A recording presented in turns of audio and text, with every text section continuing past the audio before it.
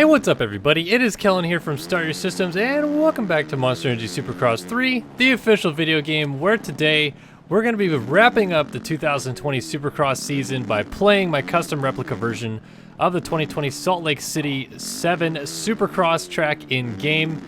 This is available not only on the PC, but on Xbox One and on PS4. I'm on all of those platforms now. So just look for the track SYS-Salt Lake 7 if you want to get the track on your console. Just search for it through that and find yourself the track, and then you can play it. So if you like this track and you really are keen on playing it, it's available on all those systems. Just always want to remind people that at the beginning of the videos so that you can find it yourself if you want. But we, of course, are going to wrap up the 2020 Supercross season essentially, but really talk about the finale here, Salt Lake City 7, that just happened on Sunday, June 21st, and all the fun that went with it. So spoiler alert, spoiler alert, spoiler alert. If you haven't already watched the race, we'll be talking about the race, obviously. So let's jump into it, shall we? And the first thing I want to start off with today is the newly crowned Monster Energy AMA Supercross FIM World Champion, Eli Tomac. He finally has done it, ladies and gentlemen. Years and years of trying, his 7th year in the 450 class. Nobody has ever been able to accomplish that before that deep into their career, so Eli ticked that box off as well by becoming such a late champion, 27 years old. Apparently the first father champion. I'm still kind of mystified by that. I'm sure that somebody back in the day was already a dad when they won a title, but anyway, I digress to that. Eli's a champion in Supercross. He finally's got it done. Of course, he's 3-time 450 outdoor champion. He won the outdoor title on a 250 as well, and he's won a Supercross title on a 250. So he's wrapped up every major American title to this point. Indoors, outdoors, 250, 450, got it all done. And that's incredible because not many people are able to accomplish that in a career span. Definitely kind of sets him apart as one of the best all time, in my opinion. And you know, I think that this was a Supercross championship long coming. You don't win 34 races and not expect to win a championship at some point, especially when you're, you know, 6th all time on the wins list and stuff like that. Like, it had to come eventually, and it's finally come. So kudos to Tomac, because I think that this was deserved years ago, honestly. I think that he did actually deserve the title the year that Dungey got it, but Dungey just, you know, played it kind of smarter, and Eli fell apart there towards the end, and you could argue nonstop about the KTM team tactics thing, but team tactics are always part of the sport, so it is what it is. And Eli this year was the best rider and got it done. So huge congrats to him, because he deserves this one, in my opinion, through and throughout. And now he's a 1-time 450 Supercross champion and a 3-time outdoor champion heading into the outdoor campaign, where he is going to try to 4-peat. But I wanted to get kind of the credit to Eli Tomac out of the way here at the beginning of the video, because there's a lot to digest from this Salt Lake City 7 Supercross. And I think the foremost thing that we'll remember from this race, and the one that everybody really needs to hit home with, is that Eli Tomac is finally a 450 Supercross champion, folks. So get excited, Eli Tomac fans. He's finally done it. And now that monkey's off his back. There's no more of the, he's the greatest rider all the time without a Supercross title and blah, blah, blah, blah, blah. He's got it done. And whether or not he continues this on and continues to win Supercross titles, you know, even if he wins next year, I still believe he may be done after next year, in my opinion. His contract is supposed to be up at the end of next season. Once his contract expires at the end of next season, it'll be 8 years in the 450 class fully for Tomac. So it's getting to the point now, I feel like, where he's a dad, he's getting closer to his 30s. A lot of these, you know, multi-time champions we've seen over the recent span of years retire in their mid-20s, not even late 20s, but he's already 27, which isn't really late 20s yet, but he'll be 28 at the end of his next season, essentially. So that's what I'm saying, is he's getting a little bit up there. You know, I don't want to see him go anywhere. I'd love to see him stick around for years to come and make things interesting with this new onslaught of 250 talent that's going to come up pretty soon. But, you know, I fully respect if his decision is to retire after next year. Totally fine with that, because now he's definitely proven that he is one of the all-time greats to have slayed the dragon in in both classes, all 4 times in the championship scenarios and stuff like that. And, you know, multi-time outdoor champion, 3rd on the all-time win list there, 6th all-time indoors. You know, only the 1 title, so that kind of makes it a little less, I guess, on his career scale. But you don't win 34 races without knowing how to do it. So big congrats again to Eli, and yeah, he's a champion, folks. So praise all around. Let's jump into this crazy, crazy night of racing, though. And I want to start, I guess I kind of want to go chronologically and talk a lot mainly about this 250 class, because the 450 class was a bit of a snoozer, I will say. Like, it was exciting in what eventually ended up happening, I would say, in the race, but for the most part, like the battles throughout the 450 main were kind of boring, and the 250 race provided a lot more of the drama and excitement pretty much all day long, from the beginning down through the very last checkered flag. So the first incident I want to talk about was in the 250 East heat race, which was the first heat race of the day, and it involves Chase Sexton and Colt Nichols. Now, I think people are going to have some differing opinions on this, but from what I gathered from people on Twitter, a lot of people are going to agree with my opinion on this. And my opinion is in the maneuver where Sexton is coming down the inside for the second lap in a row. He's going 3-3 in that back rhythm before the Supercross triple. And Nichols, who seemingly just couldn't triple in and feel comfortable about it, looks over and sees Sexton is coming and double singles and actually cuts pretty hard over to the inside. Now, you can argue Sexton shouldn't be taking those type of risks by tripling to the inside in a situation where all he needs to do is transfer the main event. He's only going to get one better gate pick by passing Nichols there. And I agree, probably a little overzealous on Sexton's part. However, I put the blame mostly on Colt Nichols in this situation, because Sexton had done it the lap before. Nichols saw his front wheel come down the inside the lap before. And if you're going through the rhythm lane and you look to the right and you see somebody is coming down your right side, I can't imagine that the smart move is ever to shut the door harder on a jump where they most likely are tripling down the inside of you. Like I said, I do still give Sexton some blame. I fall somewhere in the 80-20 range on the blame pie here, I would say, in Nichols being the heavier side of the blame pie. But you just can't do that. Like, I don't think it was intentional. I think a lot of people were saying like that was the most blatant thing they've seen since, you know, Chisholm taking out or trying to take out Reed in 2009 Salt Lake City back then. I don't think it was that level. I think that he was trying to defend the inside and thinking that if, you know, Sexton was seeing Nichols slowly come over, that maybe he would back out of the challenge. But that's a bold ask right there on a jump that was really pretty treacherous all day long. Like, I think the safe play for Nichols there would be to look over, notice Sexton's coming down the inside, and swing wide to get a better drive for the Supercross triple, because Sexton's going to be jumping so far down the inside he won't clear the Supercross triple. Like, that is the textbook racecraft move right there, in my opinion. But that's obviously not what he did. He wanted to defend the inside at all costs, and in that scenario, Sexton landed on his arm, wrist area onto the handlebar. They both went down. Nichols went down pretty hard, and Sexton went down, but it was like in a weird, awkward way that ended up like he was kind of pinched upside down against a tough block. And so it took Sexton longer to get up, and the rumor is that Nichols broke his arm or his wrist. They aren't saying exactly what yet, but that's the hot rumor at least going around right now. I don't know how accurate that is, but to me, it seemed like that's what happened, because Nichols got up first. He was still in second when he actually got back on the bike and rolled very gingerly, very slowly through the last couple sections of the track to just barely finish ninth in the heat race and qualify for the main event, which he eventually did not line up for. So to me, if he's hurt, I would have to say it would be arm, but there could be a couple other things. He slammed pretty hard on his shoulder after he got kind of bucked through the air and sent off the bike. His foot actually got swung into Sexton's like tire / swing arm area. It was very slight, like it's not as abrupt as some of the leg drags we've seen people get drug in before.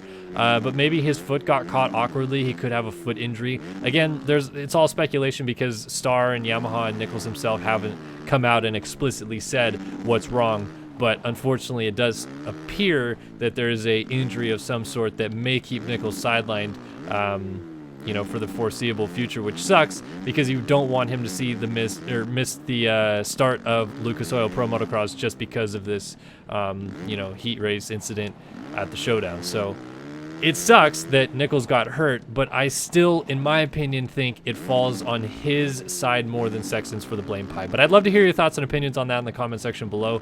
I don't think I am the end-all be-all in being right, and I think that there are two sides to every story. So I think people that, you know, think Nichols was all in the clear there, I mean, I'm not saying you're wrong. I'm just saying I don't agree with that opinion. But in my opinion, I would put more of the blame on Nichols there. But what it did do is kind of ignite the oncoming team tactics debate, I would say, which, you know, like Sexton has a plethora of Geico teammates that could help him. And then, you know, Star has basically a ton of fast dudes, but for the most part, they were all going for a championship except Colt. So as soon as Nichols was hurt, it kind of left this weird gap where they actually don't have a lot of help amongst each other. Like McElrath needs to win the race. Ferrandis needs to finish in the top 3. Justin Cooper hopes that his teammate Ferrandis and Forkner have a horrendous night of some kind and he can somehow win this championship. So there's not a lot of they're going to help each other out situation. I think they're all kind of after their own goals at that point. So Nichols was kind of the only buffer, and so it left a gap, I would say, for Star in terms of helping out teammates. But as we move on to the second heat race, drama unfolded further when championship leader and defending 250 West Supercross champion Dylan Ferrandis fell in the second corner in a mix-up of many guys going down. It was kind of a what's the accordion effect where, you know, McAdoo and I think Costello perhaps, or there was a Husky rider in there shooting down the inside.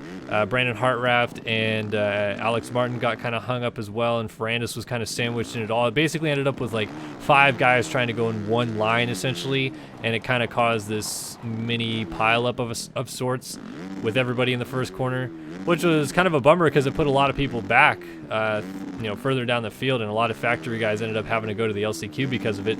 But one of which was Dylan Ferrandis. So Ferrandis, the championship leader, needs to actually be in the main event to, you know, fight for this championship. It didn't come easy. He had to go to the LCQ. He almost ended up getting back to transfer spot in the end of it all, so it helped him get a better gate pick for that last chance qualifier. But he still had to go to the LCQ, in which he got a good start, so Star Yamaha's helping out power-wise there. And he was able to sneak through, but he talked extensively in the post-race press conference about how, you know, stressful that situation was. It was his first ever last chance qualifier he'd ever been in. You know, he's only raced since 2017 in Supercross, so it's not a huge sample size, but it's enough that, you know, someone of his caliber going to an LCQ, it's a big deal. And he was very stressed out, very nervous about, you know, getting a good start and all that stuff, and he pulled it out. And I think to his credit, that's kind of like a championship mentality stepping up there, because there were other factory dudes on the gate with him. It wasn't just like, oh, he's up against a bunch of privateers, all he needs to do is get a good jump, and he's got these guys handled. Like, he still had to out-jump Pierce Brown and Alex Martin and Hunter Lawrence was in that one as well. So, you know, a lot of things could have stacked up against him in that LCQ, but it worked out in his favor and set us up for a terrific 250 East-West showdown where Ferrandis was already in a disadvantage. He was starting outside. Forkner and Cooper both get great starts, so he was going to have to figure out how to stifle that momentum that those guys would get. And Shane McElrath went to the line first with first gate pick, so he had, you know, prime choice of what he wanted to do and utilized that to his advantage to get the whole shot in the main event. It was pretty quickly Forkner into second behind him. Ferrandis and Sexton both, as they kind of usually do, got patented mid-pack starts. Ferrandis obviously, I think, had a bit more of an excuse there. And Sexton, to his credit, and I think, again, team tactics came into play a little bit here, he picked far inside gate, and Christian Craig lined up next to him. And they went out on their parade lap, and then mysteriously, because Colt Nichols never lined up, obviously, there was a free gate further outside, Christian Craig disappeared and wasn't next to Chase Sexton on the gate anymore. Now, it wasn't talked about. I don't think anybody even realized that this had happened, but I think that Craig picked that gate and then snuck to the outside with everybody and left that gate open next to Sexton so that he had more free room to move around on his inside and not have to worry about getting slammed into or pushed or anything like that. And nobody else realized it. Like Ferrandis even said he didn't realize there was a free gate down on the inside there. So again, team tactics, they always are a part of Supercross, whether you want to believe it or not. I think that there was some team tactics there. I don't know how they organize that. I don't know how it works with gate selections or whatever like that, but I think Craig had initially picked a gate down the inside, did the parade lap, came back and moved. And I think it gave Sexton an opportunity to get a better start, but it didn't work, obviously. He started further down the field with Ferrandis. So a couple laps going by. We have McElrath leading, we have Faulkner in second, and then we have a plethora of different guys mixed in there. We have Cameron McAdoo, who's Faulkner's teammate, so he's going to try to help out as much as possible in this Ferrandis battle. And then we had Geico Honda teammates, Jet Lawrence and Christian Craig, who somehow got a good start. They were both kind of mixed up at the front as well. So it was adding to the help on Chase Sexton's side. And by the time, so the third lap got underway, and Austin Faulkner goes down big time. Really, really big crash on a Dragon's back, and I'll talk about that in a second. But so a couple things happened here. First of all, they hadn't completed the third lap. They were only on the third lap when they fell. So that's why when the red flag came out, it was a full restart instead of staggered, because they need to go at least 3 full laps as the leaders, but they did not. So apparently that's what happened there. But what I saw some people saying, and it already kind of bothered me, was to say how lucky the red flag was for Ferrandis and Sexton, because they were both losing. And like, to a degree, I get it, that they were at a disadvantage. They were going to have to do some work to get to where they needed to be, and it was going to be difficult and it's hard for them to move forward and figure out their situation where they needed to be. But let's go back to what I just said before this all started. You have one guy in front of both Ferrandis and Sexton that would probably have made a difference and not moved out of the way, and his name is Cameron McAdoo. Everybody else in that line, Jet Lawrence, Christian Craig, etc., probably going to move out of the way for Chase Sexton, and because of that, they're probably going to have to move out of the way for Ferrandis because they're too busy letting Sexton go by to realize that Ferrandis is right behind Sexton there. I would have to imagine by about the halfway point of that race, there'd be one guy that would stand in between Chase Sexton, Dylan Ferrandis in a championship, and it was Cameron McAdoo. That's my opinion. I know people are just going to disagree with it, but regardless, there was only 3 people between Faulkner, McElrath out front, and Ferrandis and Sexton behind them. They were marching to the front early, like they had got mid-pack starts, and they were already, whatever it was, 6th and 7th, I guess. So they were on the move. They were trying to figure stuff out, and Ferrandis said afterwards as well that he felt that he was already in a good position to move forward. He said that his speed was there. He wasn't too worried about where Faulkner was, and he could have moved forward. And again, if Faulkner had finished second in that race, Ferrandis doesn't have as tall of an order. He doesn't need to finish third or better. He needed to finish 5th or better, with Faulkner finishing second. So if he's looking ahead and noticing that McElrath is winning the race, he doesn't have to go up there and break his neck to pass Sexton to pass for third in that race. Sexton had to break his neck and pass for third in that race because he needed those points on McElrath. But again, the only person standing in his way, in my opinion, at that point would have been McAdoo. And McAdoo's trying to help Faulkner win the title, not help McElrath win the title. So he's probably more focused on keeping Ferrandis at bay than he is Sexton. So again, I'm just saying, I really do believe that race would have probably finished, if McElrath had won and Faulkner finished second, with Sexton finishing third and winning the title, and Ferrandis probably finishing 4th, but at least finishing 5th and winning the title. That's just my opinion on it. I know some people are going to disagree with it, and we're never going to know because it never shook down that way, but hold on to the brakes there for saying the red flag was a huge gift for Sexton or Ferrandis. I don't think it was as big of a gift as some people are saying. If they had both gone down in the first corner and the red flag saved them and they were able to get good starts on the second round, yeah, huge gift. Much different story. But they were already in a pretty good position in the first place. So that's what I'm saying. You can't just sit there and say, without the red flag, we'd be looking at 2 different champions. It's like, that's not how that would have worked at all. So anyway, moving on from that. So Faulkner goes down.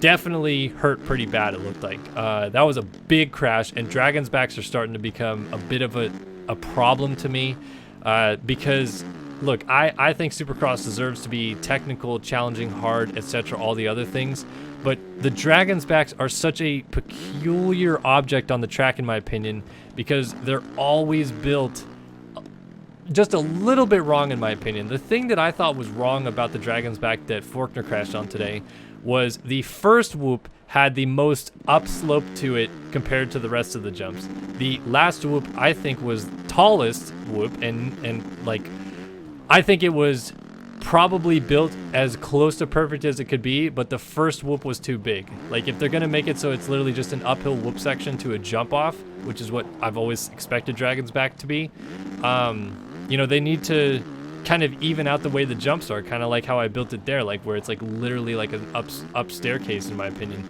But that first whoop was built too big, and because of that, Forkner got a little bit too front heavy, clipped over the bars. Big one, augers in, bike kind of hits him. No updates that I've seen yet, but it looked to me like concussion slash collarbone scapula fracture of some kind.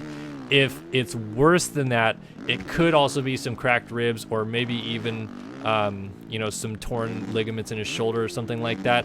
I don't think it was as bad as, you know, some like broken vertebrae or internal organ damage, but I don't know because there's no updates. But we'll have to see. Regardless of which, this super sucks because Forkner, I think, was absolutely going to be a player outdoors, and as bad as that looked, I'd be really surprised to see him racing in a couple weeks at the opener at WW Ranch in Florida. But crazier things have happened, and that dude is tough as nails, so hopefully he comes through it.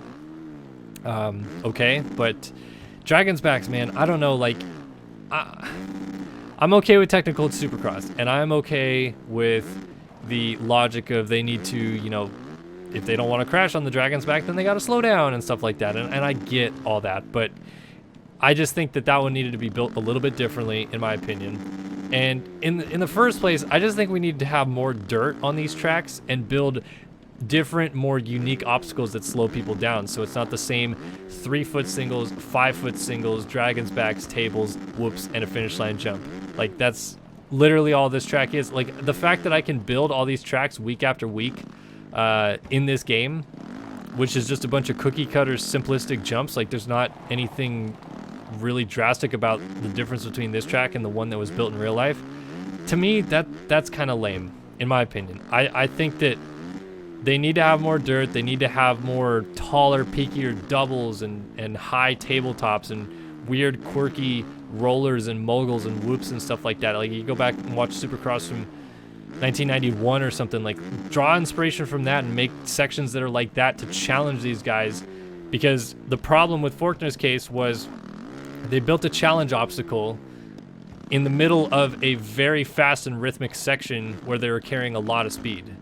And so because of that, I think it set everybody up for failure that went through that section. Obviously, it set up a first turn or second turn crash in a heat race in that corner because everybody can't get stopped after the Dragon's Back. So I'm okay with Dragon's Backs. I'm not saying Dragon's Backs need to go away, but I think that they would need to be in better spots if we're going to keep them, and they need to be built in a certain way, and I don't think that this one was built correctly. So unfortunately, Forkner seems to be injured from one, and hopefully he's okay moving forward. But anyway, so we get a full restart. And again, Sexton has a huge amount of free space on his inside. You know, no Christian Craig, no anybody lined up next to him. He's on the inside gate, and nobody is to his direct right. He's got a full gate between himself and whoever's next to him. I forget who it was. And this time, it works. He actually got a pretty good start, and he started in, I think he was like third. McElrath got another good start and was up front. And another thing that I forgot to mention was Ferrandis actually probably would have won this title a little bit easy anyway in the first go around had Forkner not actually caused the red flag. Like, had he gone down and got up off the track on his own, because Justin Cooper had already crashed out of the race. So Cooper came back into the race for the second one, or he didn't crash out, but he was down early, and so it kind of, you know, spelled disaster for him. But you know, Cooper got a mulligan, and he was able to start nearer to the front the second time and all that stuff, but didn't matter in the end. Anyway, the crux of everything that went down in this championship, in my opinion, happened, I think it was 4 laps into the race. We have McElrath leading. Sexton's closing on him for second. This was after they disposed of Jet Lawrence. Jet Lawrence was trying to hold the lead, and then McElrath passed him, and then Lawrence tried to fight back, and because of just like a weird circumstance maneuver, I guess, in his sake, he got a little balked up and allowed Sexton back through, and because of that whole situation, Sexton passed McElrath for the lead, and then McElrath got back by Lawrence, so it set up this situation where Sexton was actually leading, I apologize, and McElrath was second. Then they come over the finish line jump, I think on the lap number 5, and Sexton very clearly just moves over and lets Shane go back by, because Shane's close enough at this point where he could, if he wanted to, try a desperation move, takeout move, whatever you want to call it, put Sexton on the ground and try to win this championship by doing that and putting him on the ground and putting him further down the order and making him work to get back to that 3rd place position that he would need in the race. So Sexton just lets him go because he wants no part of that. And then Shane starts playing the Eli Tomac 2017 game and starts using what I dubbed the bunching technique, where he was pretty deliberately trying to slow up the race. As soon as Sexton moved out of the way, McElrath was almost like not wanting to pass him, but did, and then slowly pulled up alongside of him. They slowed down so much that they very clearly allowed 3rd place Lawrence to close right back up and kind of get back into the fight of things. But I think that this was a smart and okay play by McElrath. I think people fall on the opposite side of the spectrum, and I get it. Like, to a degree, it's not racing anymore. It's literally just slowing the race down, I guess. It's not racing. It's not. It's a chess match. It's a strategic game you play where you're trying to slow down the person who needs to finish in this certain position and slow them down enough so that they do finish in that position and you win the race, and they got slowed down to that spot, and that's how it works. Like, that's exactly what Eli Tomac was trying to do to Ryan Dungey in 2017. He was trying to slow up the pace enough so that Dungey slipped back to 4th. Eli would win the race, and, you know, that's that. And in the end, Dungey did finish 4th, but Eli didn't win the race, so it didn't matter at the end. In this case, again, McElrath needed Sexton to finish 4th, and he slowed the pace down. And it could have worked. I think that it was a strategy that was worth trying because there was people that were close enough. Ferrandis was there, Jet Lawrence was there, Moseman, a couple other people were mixed in till Lawrence fell. I'm trying to remember. There's some other guy that was right there in the mix that I keep forgetting. But anyway, it was worth trying because you very well could have rattled Sexton enough to have him drop a few positions and end up in that 4th spot. The problem that McElrath had, and it ended up, you know, playing against him, was it didn't really look like he knew how to do the track slower. Like, he knew how to ride it at his speed and the speed it took to clear all the jumps and everything like that. But the second he tried to slow the pace down and slow the track down, in a sense, he just completely botched the back rhythm section. And because of that, Sexton was like, all right, I'll take full advantage. I'll go back by you. And then he got a gap, like, immediately. He had like a 2-second gap because he got the rhythm clean and Shane didn't. Now, had Shane done the rest of the track like normal, and then in the sections that he could slow down, straightaways, corners, etc., I think that this might have started working because they could have, you know, fiddled with each other, and it would have been like kind of a mess with your head type of battle. But the second Sexton got that little bit of a gap, that was kind of all she wrote. Like, Shane tried to keep it close, ended up not really being able to keep it that close. I think it stretched out to about 5 seconds at the end. But yeah, like, again, going back to the Faulkner situation, I don't think you can give this, like, Sexton only won the title because of the Faulkner thing. I just don't agree with that. And in the end, I think he was riding better than McElrath on the day. Like, you can't even put it past it that McElrath wouldn't have been passed by Faulkner in that first main event. And then Sexton riding faster just catches McElrath anyway, or gets close to him and finishes right behind him, knowing he has the points covered off there. So that's what I'm saying is, like, I think Faulkner fully deserves this title the way that everything panned out, and they ended up tying on wins, and I don't think that anything was given to him. I think he fully earned it. One caveat, though. and this is still a big caveat, and it's still hanging over their heads, and I don't know if this has been resolved. As of recording this, this hasn't been resolved. Star Yamaha protested Geico Honda for their fuel. And this is an interesting discussion and something that, I don't know, makes sense. To me, I think it's kind of a crappy way to win a title, and like a weird way to, if they had intel all along, wait till the very end to protest it on Star's part for this. But they protested for the fuel, and the reason, you know, they're protesting is because you can run more oxygenated fuel at altitude to get a better, you know, balance out of your engine, essentially, because there's less oxygen going through, you know, the ports and everything like that, and all this. So anyway, you can run more oxygenated fuel, and it would help. And it's illegal to do that. You have to run a certain spec of fuel in a race situation. Is anything going to come out of this? I don't think so. But it's worth a try for Star, because if they know something that we don't, if they think that somehow, some way, they've gained an advantage, then, you know, so be it. The rumors I'm hearing is Geico has been running this fuel since they got to Salt Lake City. So if Star is going on the fact, or on the balance or whatever, that McElrath was clearing away, having the altitude horsepower advantage for the first couple rounds, and Geico was doing nothing but complaining about their bikes, and then suddenly Sexton won a race, and it seemed like Geico was feeling good about everything and not complaining anymore, that yeah, maybe they did have something up their sleeve and pulled out different fuel cans and whatever. But again, even if it comes down to fuel, illegal fuel and cheating and all that stuff, like, yes, I think that that's BS on Geico's part and all that, but I think it's also like just a terrible way to end this championship, because I think on track those two very well settled it straight up, mano-a-mano battling, figuring it out, the chess match among each other.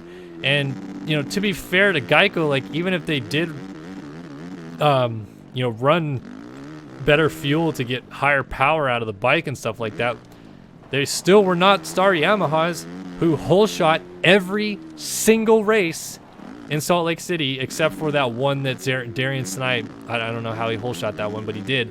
Like, again, Star Yamaha was clearly the best bike all 7 rounds of Salt Lake City.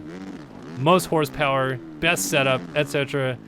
And then to protest, I don't know, man. That seems like, come on, bro. Like, you clearly have the best bike.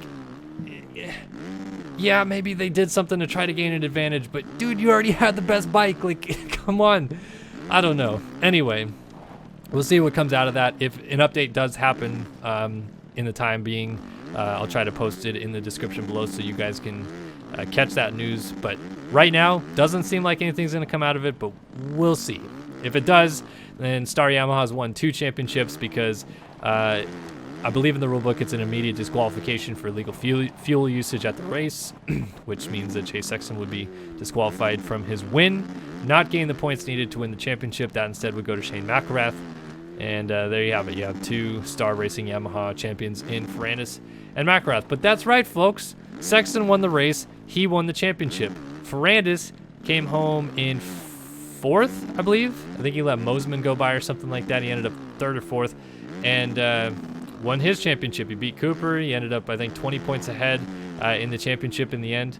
And for all the booze and all that and all this and all that other thing, I believe Ferrandis really did earn this one, in my opinion, because he was, unlike Faulkner and Cooper, one of the few guys in the 250 West division this year that consistently got bad starts and consistently ended up on the podium after recovering from a bad start. Like, I think riding-wise, he was the best rider. Like, yes, Faulkner won more races, but I think Ferrandis was the more skilled rider, as he showed through most of the series. Regardless of which, that's not how these championships are won. You win by, you know, calculating good points and totals and stuff on your bad day and collecting more points than your counterparts in a total season. And that's exactly what Ferrandis and Sexton have done. And because of that, they deserve their championships. There is none of this asterisk because of red flags or asterisk because Faulkner crashed out or blah, blah, blah, blah, blah. They deserve their championships. And they're the first duo to repeat on both coasts since Brian Swink and Jeremy McGrath did it back in 1992, and it's only the second time it's ever happened. So more tidbits there. Kind of crazy. I definitely, if you told me a year ago, I guess it would be like a year and a half ago now, maybe like mid-March or so, that Dylan Ferrandis and Chase Sexton would be repeat 250 Supercross champions a year and a half from now, I probably would have told you you're crazy, because Faulkner and Cianciarulo were making it look rather easy last year, and we all know how things shook down there. It was unfortunate there. But I think this year it was a redeeming factor for both of them. I think they both kind of proved in their respective divisions that they were forces to be reckoned with. They are champions, both of them, two-time champions now, and they both head to 450s with a lot to prove and a lot to bring to the table to make this 450 class interesting. So good on them. Congrats to both of them, of course. And now we're going to see Chase Sexton next to Ken Roxon on HRC Honda next year, and we're going to see Ferrandis somewhere. I have no idea where exactly yet. I still believe he's going to KTM as a third rider alongside Marvin and Cooper, because I think KTM is willing to fork out the money to have another contender. But maybe they're also so committed to Cooper at this point, they're not willing to fork out the money. And at which point does Ferrandis go to Yamaha? Is Barcia out at Yamaha? I have no idea any of the logistics there yet, other than it's rumored Plessinger has his contract signed. It's rumored Barcia is talking with Yamaha to come back. And it's rumored that Ferrandis has Yamaha and KTM contracts on the table. But I don't believe any of those things are 100% accurate or true. They're all rumors, and we'll have to see how things pan out. But yeah, championships figured out and sorted. Now, before we let this go and we've talked about the champions and all this stuff like that, I just want to give huge praise to Zach Osborne for picking up his first career win. Look, Jason Anderson was going to win that race. We all know it. But to be fair to Osborne a little bit here, what actually happened was he had a piece of panel work fall off his bike about halfway through the race, and supposedly it was burning his legs, so he was having to ride the bike a little bit differently than he was accustomed to, and that's why his lap time started falling off of Anderson's a little bit. And then Anderson lost his seat with 4 laps to go, something like that. So pretty crazy. Rockstar Energy Husqvarna has 2 bike issues, I guess. I don't know if you call it bike issues, because it was like plastic and seats. Like, hey, how's that happen in the first place? But it's not even like it was, the bike blew up or they had a tire fall off or something like that. It was just like weird things. And they sweep the podium. It was Zacho picking up his first career 450 Supercross win. Super pumped for Zacho to get that done. That was really cool to see. Jason Anderson finishes second, and Dean Wilson wraps up his season on the podium. And Rockstar Husqvarna was the only team to have 3 riders finish inside of the top 10 in points, as it was Anderson, Osborne, and Wilson finishing 4th, 6th, and 8th respectively. Still so pumped to talk about Zach's first win. That's so cool. But yeah, they had a great season, and this is a huge shot in the arm for 2 reasons. Number one is Bobby Hewitt is out at Rockstar Husky. They are refusing to acknowledge it. I have no idea why, but Bobby Hewitt, who was the team manager at Rockstar Husky for a long time, basically started that team, basically groomed Jason Anderson into a champion, basically groomed Zach Osborne back into a champion, and gave a lot of faith and trust into Dean Wilson for years on in at this point, and honestly has really established a very reputable 250 class team. For some reason has been let go at Husqvarna, and they are refusing to acknowledge why. They haven't said a single thing about it, and we've tried to gather information. The Rockstar Husky riders are refusing to acknowledge that Bobby's gone. Every time you ask Zach or any of them, they just go silent. They don't talk about it, or they say that he is still with them at a different location or further away, which is just a lie at this point, because Bobby Hewitt's wife even posted on Instagram like a week ago and said, all these years, all this blood, sweat, and tears, all this effort, and this is the thanks that he gets. So essentially, to me, that is, yeah, he's gotten the boot at Husky, and it's really weirdly under the table right now. I have no idea why Husky's being so silent about it. But on top of Bobby Hewitt being gone, and, I think the team kind of reeling a little bit from that, because he was a pretty big leader there, and he was a really nice guy, in my opinion. They also lost a employee of theirs on Saturday morning, unfortunately. I think I'm going to get this wrong, but I believe his name was Scott Burntness. And he actually was involved in a motorcycle accident close to me in Menifee, California, where a trailer cut him, a semi-trailer truck just, I guess, cut him off, didn't see him coming or something like that, and hit him, and he crashed. He was on his motorcycle riding. It was about 8 a.m. apparently, and 20 minutes later he perished at the scene. And I think, if I remember reading right, he was the events manager at Rockstar Huskies, so I think to some degree an integral part of putting that whole program together, and unfortunately for him, so may he rest in peace, and hopefully condolences obviously go to his family and everybody that knows him and the Rockstar Husky team, because it's always really unfortunate to lose someone close to that program, and close family member for some, obviously. So that's a real bummer, but they all dedicated their win and their triple podium to him on the podium, so that was a really, really nice gesture by them. And for them, obviously, a really good way to end what has been just a really trying season for them, dealing with the team manager situation, and obviously now a death in the group. So somber way to kind of end the video here, I guess, but just want to give a big props to Husky for pulling through.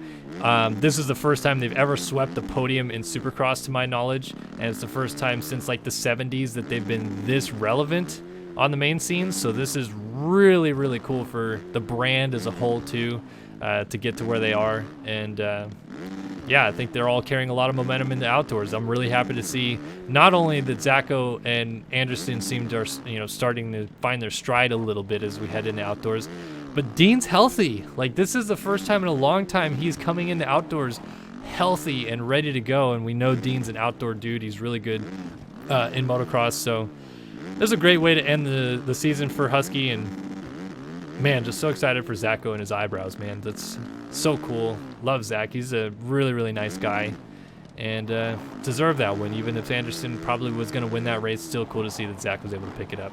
But these championships are done and dusted. This has been a super long review video. I know I just talked forever, but hopefully you guys really enjoyed these season-long review videos and everything that goes into them, and everything we talk about here. And hopefully, even if you don't agree with my opinions, you still respect where I'm coming from and what I've been able to talk through this season. We're going to keep going, obviously, heading into outdoors, and when GPs get started again, we'll be doing same reviews, probably in a different game, obviously, because this is a Supercross game and we'll be talking about outdoors. But I'll move over to that when I can and talk about it then and stuff like that. But big thanks to everybody who always tunes in and watches these videos. I get a lot of really positive feedback from you all about this is really fun and good listening to, and you get to see the track, and now you get, if you're on console and PC and all this stuff, you get to play these tracks if you really want to. So the feedback has been awesome for this series all season long, and really appreciate that. And just want to give a couple quick shout outs as I sign off. Of course, please head over to racerxonline.com/subscribe today, and pick up your subscription of the RacerX Illustrated magazine. Copies coming out every month, and great news and stories that you can't find online in the magazine. Even though you can see a lot of the articles and cool things I do at racerxonline.com online, you'll miss out on a lot of other cool things that our contributors do in the magazine. So please subscribe. Helps me keep a job, of course, and really appreciate that. And then also, we've launched an SYS merch line. It's still very beta in the running. I've only got basically a branded line out right now. But if you're interested in a t-shirt, a coffee mug, a sticker, maybe even a baby's onesie or a hoodie for yourself or your friends or buddies, there's a link in the description below. Or if you're watching this without advertising, because you the real or without ad block, I should say, because you are the real MVP, it'll just appear underneath this video, and it'll appear at the end of this video in a second as well, where you can just click on the link, head over to our Teespring store, and get yourself a nice SYS tee, hoodie, long sleeve, sticker, coffee mug, whatever you want. Find it there, and that also helps support me as well. So all those things, it would be fabulous if you guys could check them out. But as always, I just appreciate you guys checking out this video, stopping by, watching another race review here on Start Your Systems, and head down to the comment section below for some more bench racing. But as always, I'll see you guys in the next one. So long for now.